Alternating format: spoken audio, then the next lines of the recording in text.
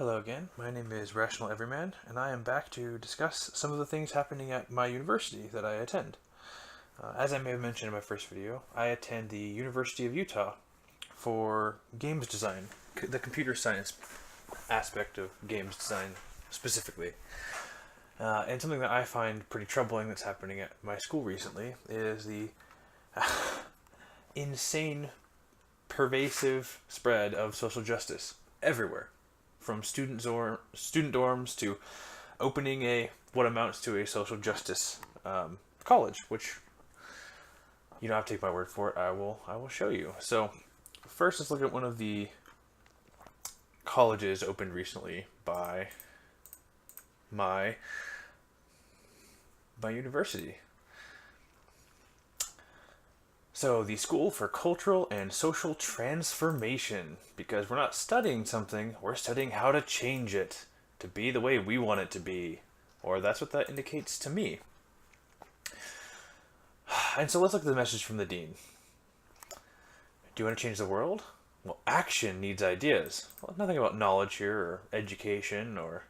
Nope, just let's make a change. Let's use narratives. Well, we'll get to that later. It doesn't actually say that yet, but anyways, our convergence forges the wave of the future for the study of shifting sexualities, changing genders, dynamic immigrations. Oh, you mean shitty ones? And emergent struggles against all racist thought and actions. While I can agree with working against racist actions, thought is not something to ever be struggled against or controlled. People can think whatever they want. If you're a pro-Hitler supporter, you can say whatever you want. If you're exactly the opposite and you're anti-Hitler, you can say whatever you want. If you're pro-feminism, you can say and think whatever you want. If you're anti-feminism, you can think whatever you want and say it, too. Those are protected rights. This is thought policing. Like, in the message from the dean for this school, she's saying they want to struggle to thought police people. I mean, restricting actions that can be harmful, I understand, or trying to get people not to do them, but trying to change what people, not change, struggle against thought. Even if racist thought is something I personally disagree with a lot, people can think whatever they wish. But let's dig into this, shall we? So the two divisions here are gender studies and ethnic studies. And it doesn't really give us much information here, just tells us very little about it. So let's dig in more to what they're about. Let's start with gender studies. The University of Utah Gender Studies program offers a space for the study of the interactions of gender with race, class, sexual orientation, and nationality. Curricula addresses men's life, masculinity, the lives of people who identify as part of the LGBTQ plus community, and a wide range of feminist thought and practices. Just feminists, no other groups, just feminists. That's nice. So let's look at some of the requirements then, shall we? Because if you're going to get a degree, you're surely going to have to take classes for it then, aren't you? So here we are at I opened both ethnic studies. Darn. Well, they share almost all the same classes. Gender studies, bachelors of science. There we go. Look at some of these requirements. There were some I really didn't like. There was a specific one. It was like third world feminism, and the synopsis was horrifying. Feminist and gender theory, trans studies, psychology of gender, wonderful things. Let's just start opening some of these up since I can't find the one I wanted to. Sex, love, race. How do race, gender, and sexuality define or inform our identities, influential discourses, practices, institutions, and policies? Where do they come from? That's a fair question. What is the currency of these categories? Currency? Aren't these personal issues that you decided for yourself? Why would they need to have currency or capital or power? Tracing how gender, race, and sexuality have been defined and mobilized historically. That's fine. Provides formative information on the legal, cultural, ideological, and biological intricacies of identity categories. Well, this worries me because you shouldn't consider an identity to be part of an ideology. But I digress. How does one see gender, race, and sexuality, and where? Readings on feminist, cultural, and queer studies. Only feminist, cultural, and queer studies. No other studies. No contrasting opinions. Oh, my. Anyways, by seminar's end, they'll have a working model for their own areas of interest and research and be able to design complex analysis of gender, race, and sexuality. Blah, blah, blah. Sounds great. Couple good questions. Pushing of ideology. One-sided studies. Not something I generally agree with. Gender, power, and freedom. Let's look at this. Advanced study from social science perspective of the theoretical basis of feminism and women's studies. Oh great, feminism, if that hasn't been the biggest cancer in the last few years. Something that used to be beautiful and powerful, something that did bring a lot of equality, that is now being used as a tool for social justice warriors to try to force policies into society so everyone has to do things their way, trying to eliminate wrongthink. So yes, another class pushing and teaching these things. That's great. Focuses on the connections between political practice on the ideological basis, there we go with ideology again, of social institutions and their reproduction, possibilities for and methods of social change. Great, yeah, literally here. Changing society. Ay. So, as you can probably tell, this is a lot of gender and war. Here we go. War explores the way that war shapes, reflects, and challenges notions of gender. What does war have at all to do with gender? Most people will never be involved in a war. Most people won't live through a wartime in their own country. So what does it have in any way, shape, or form to do with how you identify as a gender? If you have the notion that genders are a social construct, what does war have to do with it? At all. It seems like a big blob of misinformation to me, but I digress. So, I personally disagree with a lot of the things taught in the core classes. They sound like they're intended to push an ideology, to change society. Doesn't sound like education or genuine study of a topic, because the only things that are said to be studied are one-sided. They don't say feminist and contrasting opinions. No, just feminist and queer studies and cultural studies. Nothing of the opposite, nothing to challenge. And this is where I'm getting to why I think it's bad. Not necessarily because looking at some of these questions is bad, but because of the way it's framed. Because there's a difference between education and indoctrination. And at a university, here's a Wikipedia definition, so publicly can be changed, but that generally means that the public agrees upon the definitions here, because anyone can change it, and eventually it comes to like an aggregate agreement by intelligent people who all agree and have sources cited. So a university is an institution of higher or tertiary education. Now, since I'm sure we all understand what education is, I feel bad kind of going to the definition of it here, but let's look at the definition of education. Education is a process of facilitating learning or the acquisition of knowledge, skills, values, beliefs, and habits. Okay. Does that necessarily mean the gender studies program and the ethnic studies program at my college aren't necessarily education? Well, no, not enough evidence here. But let's move on to the definition of indoctrination. Indoctrination is a process of inculcating a person with ideas, attitudes, cognitive strategies, or professional methodologies. Well, if you only give one-sided sources to your students and you push narratives, that sounds like you're inculcating them with ideas, but I'm not even going to say it's indoctrination yet. It can become overly politicized, that's fine. Indoctrination can become synonymous with thought reform or mind control. Well, they certainly have a lot of telling me I have wrong think. But anyways, let's go down to the difference between education and indoctrination. The precise boundary between education and indoctrination often lies in the eyes of the beholder, and some distinguish indoctrination from education on the basis that the indoctrinated person is expected not to question or critically examine the doctrine they have learned. As in, they're told what they're supposed to do and know and say, and then they cannot ever take argument to it or look at it critically. Like I said, critically examine. And it says some distinguish education from indoctrination this way, and it doesn't give any other way to distinguish indoctrination from education, and it seems like a logical way to distinguish indoctrination from education. So it looks like some of the core classes are pretty one-sided, and it seems like they're meant to push narratives, to induce societal change. But, well, what are the students doing outside of class? Maybe some of the classes are bad, but the student bodies are just fine and dandy. Maybe they're just absolutely fine.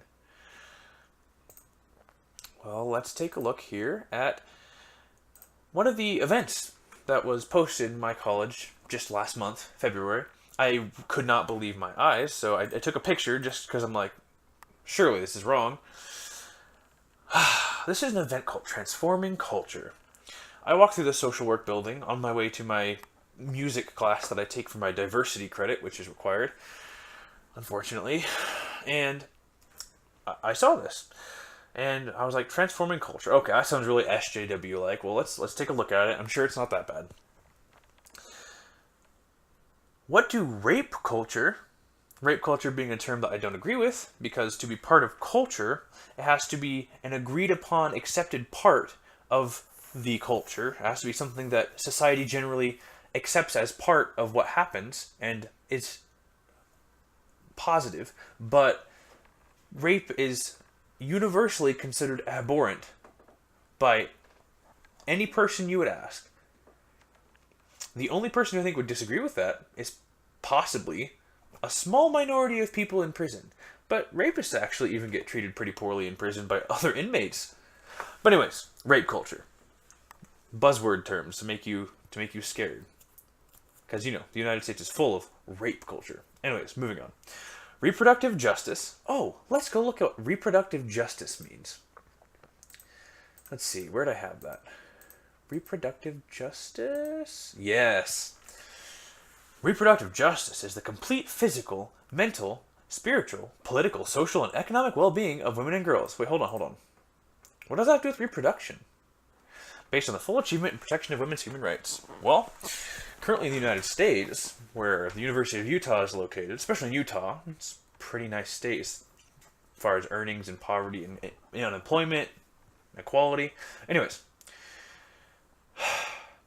in the United States, women have equal rights to men by law in basically everything. Except they win in divorces more often and don't have to sign up for the selective service, but, otherwise pretty equal.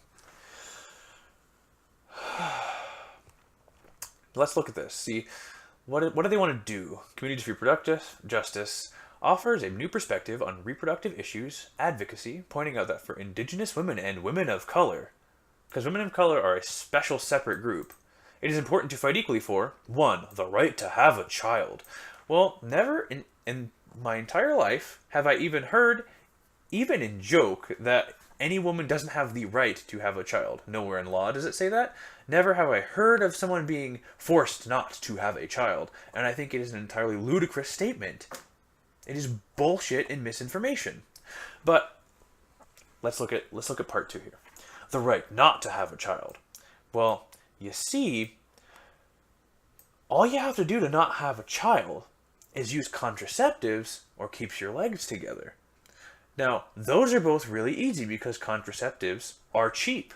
Very cheap. If you have any sort of insurance, which you are required to under Obamacare, or you get fined. So, you do have the right not to have a child, and the methods to not have a child are self-control, I know that's hard for you social justice types, or paying tiny amounts of money with the insurance that you're required to have by law and taking a medication, or requiring your partner use a condom. That doesn't even cost you anything.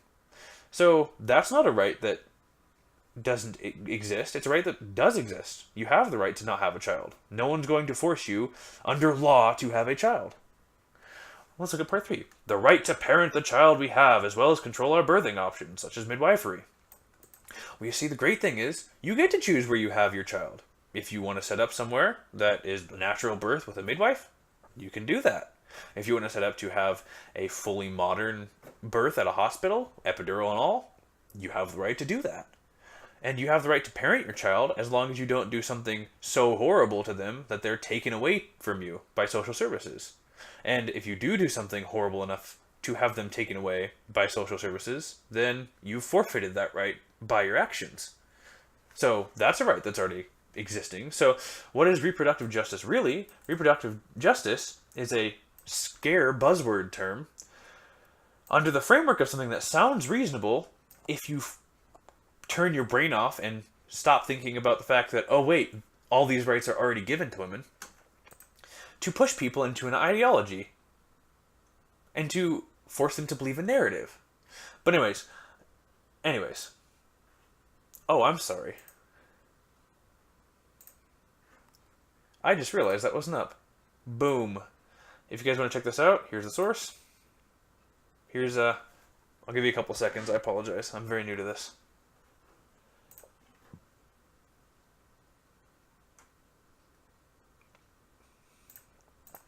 So anyways, let's go back to this poster. What do rape culture, reproductive justice, and Black Lives Matter? Where do I even get started with Black Lives Matter? First of all, Black Lives Matter, not human lives matter. Not all lives should matter equally, and we think some don't or aren't treated that way. No, but just black lives. Not white lives. They don't matter. And not Asian lives, not Indian lives. And what about what do we want dead cops? When do we want them now? What do we want dead cops? When do we want them now? Those are Black Lives Matter proponents or protesters or activists. They certainly said they were. Black Lives Matter, the organization, says, oh no, they weren't. But those people said they were. The people doing it said, yeah, we're part of Black Lives Matter. They had signs that said Black Lives Matter. Seems like good enough evidence to me. And even if the official organization does not condone those actions, they certainly haven't spoken out against them a whole hell of a lot. But anyways, what do these three things have to do with each other? Presenter Tani Akita will discuss how these areas are interconnected and why. I'm not sure if they even need to be connected, but this understanding will help us transform. Not learn about, transform. Regardless of whether or not it's true, transform a culture of oppression and violence. Because when you talk about the United States, the land of freedom, one of the best first world countries on the planet to live in by overall standards of happiness and wealth, we definitely think oppression and violence, right? Because everyone is oppressed and being victimized by violence. Well, social justice warriors, poor bastards. People think differently than them.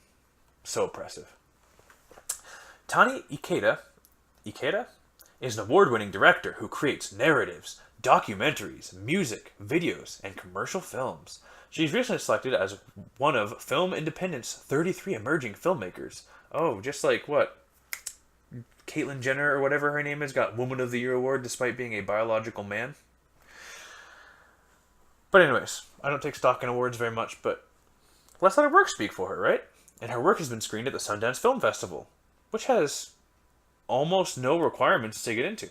But anyways, let's continue. At the age of 21, she co-founded Immediate Justice, a summer workshop and community outreach for girls devoted to revolutionizing sex education through filmmaking. Because, yeah, that's how you revolutionize something. You make movies about it. Yep, that's... seems pretty good. And I can't speak to the quality of her community outreach program for revolutionizing sex education, but I can't imagine it's great. But, yeah, so this is a meeting to teach people all about how America's full of rape culture and reproductive justice, because apparently those rights that women all have, in the United States at least, they don't actually have. And Black Lives Matter, which I would actually reference you to Sargon of Akkad for this matter, because he's covered very extensively the Black Lives Matter movement, how some of the things that have been done by people professing to be part of it have been pretty abhorrent, even though the organization does disavow a lot of them. So, let's move on to our ethnic studies here. The ethnic studies program started by my college. This college of, what was it called? School for Cultural and Societal Transformation. Right, not study, transformation. So here's the ethnic studies requirements. Let's see. African American experiences. Introduction to African American life from a humanities perspective. Richness of African American cultural life, examined through film, literature, folklore, humor, music, art, and drama. Well, that's nice. That's great. It's nice to learn about an ethnicity. But what about American? Like American Caucasians, or just Caucasians in general. European. There's some great culture in Europe. The culture of Scotland and Ireland and the UK. But no, they're not minority enough. Oh, there's U.S. Chicanos and Indians. That's great. Pacific American. Asian Pacific American experiences, Pacific Islander. And those all have merit, but what about the rest of us? Oh, let's look at these theory courses, of which they're required to complete 2 of, for a Bachelor's of Science. Yeah. We will explore the theoretical contributions of early and contemporary U.S. Third World feminist scholars. And I do believe feminism might be needed in third world countries where women don't really have rights. Like, look at some Middle Eastern countries. But I digress. How are they going to do this? They're going to draw upon critical essays, creative essays, social science research, film, and testimonials. And in doing so, what are they going to do with these? Well, we'll explore feminist epistemologies in the relation to pedagogy, as well as problematize traditional knowledge claims and objectivity. So, they're presenting their side of the narrative, and then they're not even attacking the other side of the narrative. They're attacking the core concepts upon which the other side was even able to be made. Like, if you take away objectivity, how can you have unbiased fact? How can science stand in the face of no objectivity? Everyone is completely subjective. They're problematizing objectivity. Why would they problematize? It's not knowledge. They don't say knowledge. They say knowledge claims, because something we already have as knowledge can't be actually a fact. It can't be something that's been scientifically tested. No, these are just claims on the other side. That anything that disagrees with feminism is just a knowledge claim. And they're trying to problematize objectivity, probably because objectivity is one of the greatest enemies of a lot of their arguments. If you are objective and logical, almost everything social justice warriors falls apart or makes them the guilty party. So, we'll examine those concerning knowledge. Among the questions we'll examine will be those concerning knowledge claims and objectivity. Yes, question objectivity. Among the questions we'll examine will be those concerning knowledge production, not discovery of knowledge, but production. How do you produce and manufacture knowledge? Sexual politics, spiritual activism, the mind-body-spirit connection. This sounds like something a reputable university should be teaching. Mind, body, spirit. Sexuality and representation. So, yeah, there's a great one right there. Oh, let's look. This one looks great. American racism. An in-depth look at the concept of racism that attempts to define, describe, and identify examples woven into the fabric of American society. A look at past, present, and future indicators to determine the evolution of racism and its characteristics, as well as its manifestation over time. While the synopsis here, or the abbreviated explanation, doesn't actually sound bad, I would be concerned at how this is presented, but honestly, just looking at racism, not too bad. Okay, that one I can agree at studying it. Although, I don't understand why you would, because the worst way to get rid of racism is to keep pointing and bringing attention to racism. If you keep pointing out groups as different by race, or otherizing them by race, then you're gonna cause some more racism, but that's just my thought. So anyways, black feminist thought, this looks good. An in-depth examination of historical trends and contemporary thought in African-American feminist writings and critique. How small and narrow is that?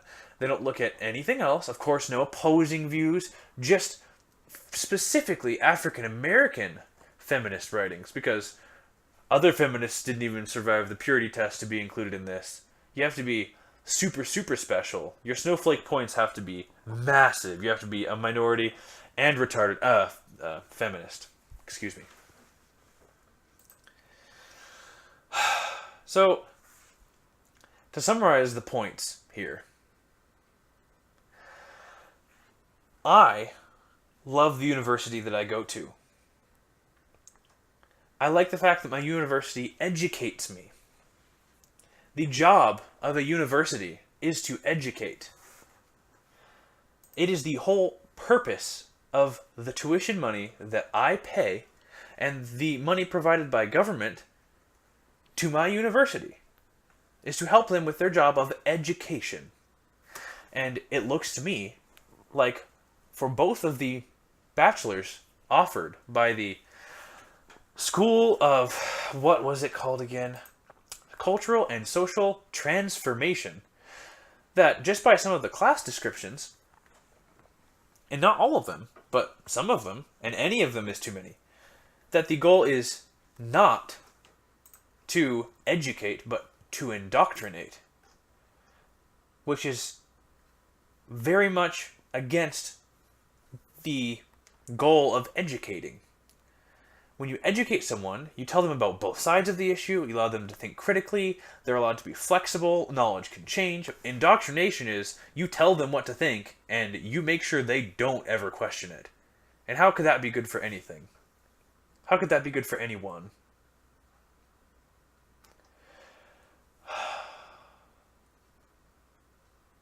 This just upsets me so much.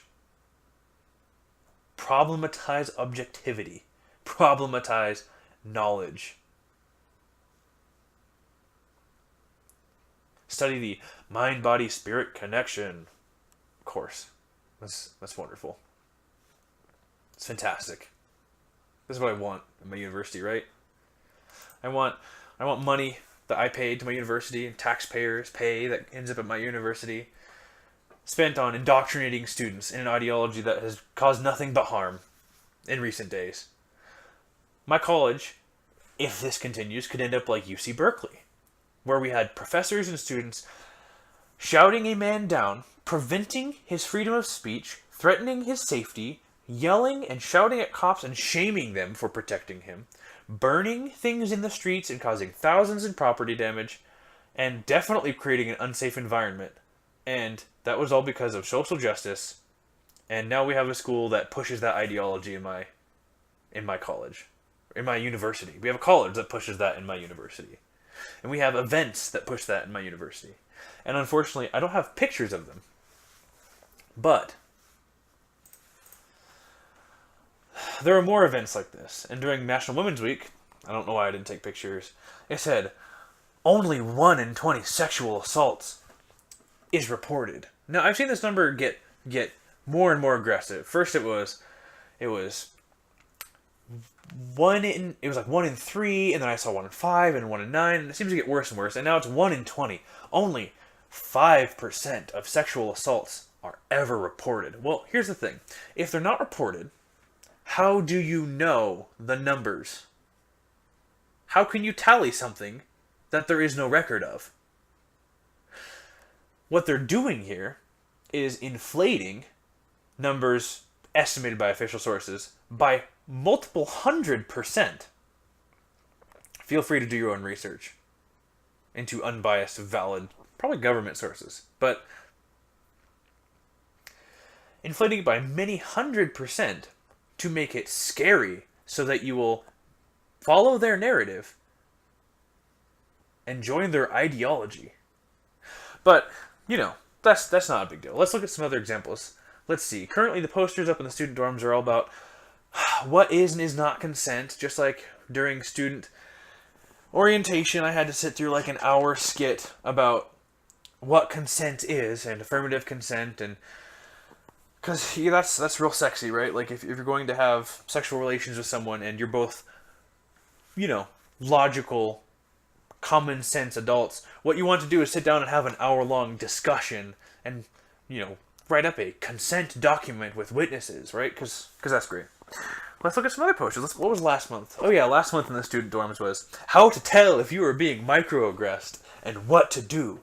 Stop, get to a safe place, and breathe. Oh man. And I'll have to provide more of this. And this won't be the end. This is just the first thoughts. And the thing that sparked this whole rant, this whole video, was a bus ride. I take public transit to my school because It's cheaper than driving, it's better for the environment, so on and so forth. Convenient. And it's free as a student. And I sat next to someone who was in the gender studies program. Now, I thought we could just have a good discussion, but somehow, magically, the discussion got to gender and gender identity. And I talked about some of the diversity requirements, which basically force you into taking some form of gender studies, or other courses that push ideology, and very few of them don't. And I said, I don't agree with that. And she was like, oh, why? And as I provided point after point to why I thought gender studies is not valid to me, and I don't want to take the classes, and I don't think the degree would be worthwhile anyway either, let alone any of the electives, and it had nothing to do with me as a games designer. Her argument against them all were, well, you wouldn't understand, because you're a white male. Wait, are you cisgendered? That was the first thing she wanted to know, is if I was cisgendered. And then the second I said, well, I guess by what you would consider cisgendered, yes, I am straight, if that is what you would call cisgendered, with your buzzwords and alternate facts and all that bullshit and made up concepts. But anyways, I didn't say any of that. I just politely said, yes, I'm straight, so I guess I would be considered cisgendered. I just thought those other things. Anyways. And as soon as I said that, oh man, nothing I said mattered anymore. It was, oh well, since you're cisgendered, you wouldn't understand, since you've never had any of these gender identities, and that's why it's even more important that you go and learn about. And all I could think was, you know what? Isn't what you identify as a gender a really personal thing? Isn't your sexuality really personal too? Well, I don't have to take a class on what gay life is like, right? Because it's not something I choose in my life, and it's not something I'm interested in, so I shouldn't have to take a course on it, which is fine, right? So, I don't identify as non-binary, and I don't identify as anything but a Kekistani, pure-blooded, ethnic Kekistani, an attack helicopter, and that's all the identities I need. My sexuality is straight. But, well, hold on, I don't have to take any... no one would ever have to take any classes on those, because... this is my personal choice, and it shouldn't matter to anyone, right? Well, and I'm not a Nazi, right? I don't subscribe to that ideology. So, I mean, we don't have to take classes based on people's ideological choices or their sexual choices. So why should I be forced into taking classes that are based on people's gender choices, what they've decided to identify as? Well, okay, I identify as a gamer, right? I game. I love the game. I play 4 to 6 hours a day. I find time between managing a home with my wife and going to school full time and still keeping up with all of those and not infringing on any of that time. I usually give up sleep to game. But we don't have to take classes on gamers or any other hobby that you identify with. So my assertion to her was, if all those are just personal choices, and we wouldn't have to study any of those, if you believe in some ideology, if you choose to do a hobby, if you identify sexually some way, so why if you identify by gender some way, is that something that everyone needs to know about at all times? You have to be educated on it no matter what your degree. Why? Why? And she couldn't give me a good reason. Her reason was just, you're cisgendered, you wouldn't understand. So, that seems like a pretty soft argument there then. You can't understand why you need to understand because you don't understand. And I don't know what the name for that fallacy is. But I should look it up. It's a weak argument. You can't know because you don't know because you don't know why you don't need to know because you don't know. I'm getting on a rant. I'm sorry. This is something happening at the University of Utah that I, as a student and tuition payer, disagree with. It is something that happens at other universities and has caused violence, property damage, and infringement of rights. And that is the last place I want to see my college go. Those are my final words, and I implore any other university students to look into it. Maybe I'm being unfair, and I'd be happy to hear people in the comment section if anyone has anything to say about it. And as soon as I get more information, I will make another video and provide my opinion. This is my opinion, and anyone is free to agree or disagree as they wish. Now, praise to Keck, may Pepe save our souls and our colleges. Until next time, everyone.